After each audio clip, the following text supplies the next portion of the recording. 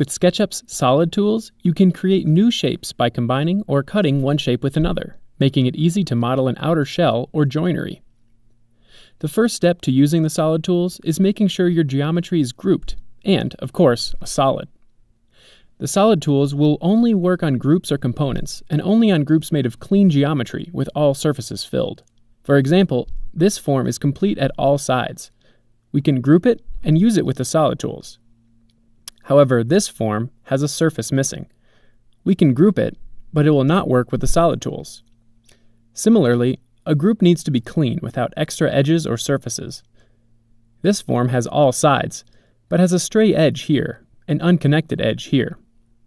We can group this geometry, but it still won't work with the solid tools.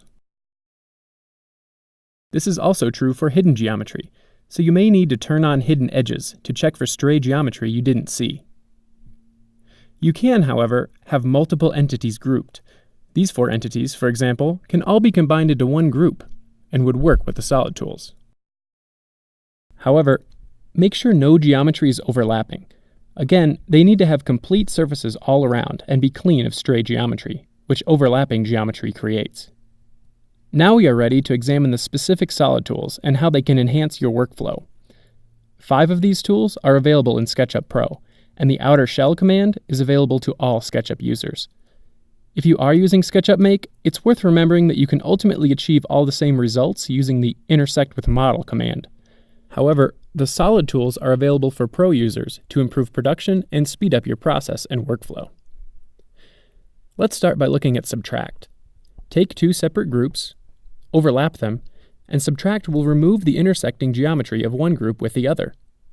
The important thing to remember is the order in which you pick the groups. For example, look at these 2 similar sets of groups. When using Subtract, the first object you pick will be cut away from the second object, so we can achieve different results based on the order you choose. Trim operates in the same manner as Subtract, with the difference that the cutting object is not deleted, but still available. The importance of this is the ability to use it as the cutting object for multiple groups. Use this fence as an example, and toggling transparent mode will help us see this more clearly.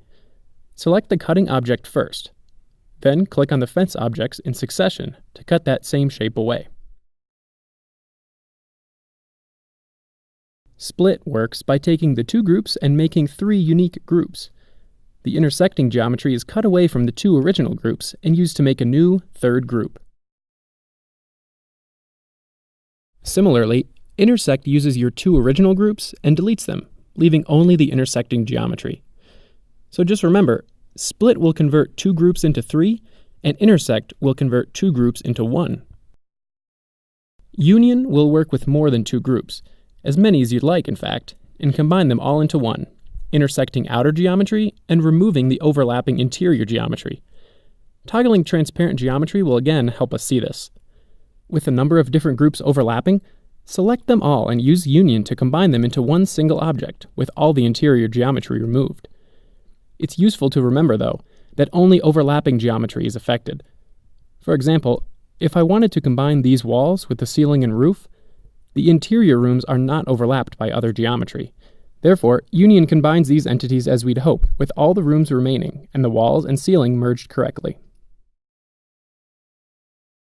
Outer shell works similarly to Union, combining multiple groups together, and in many cases acts just the same.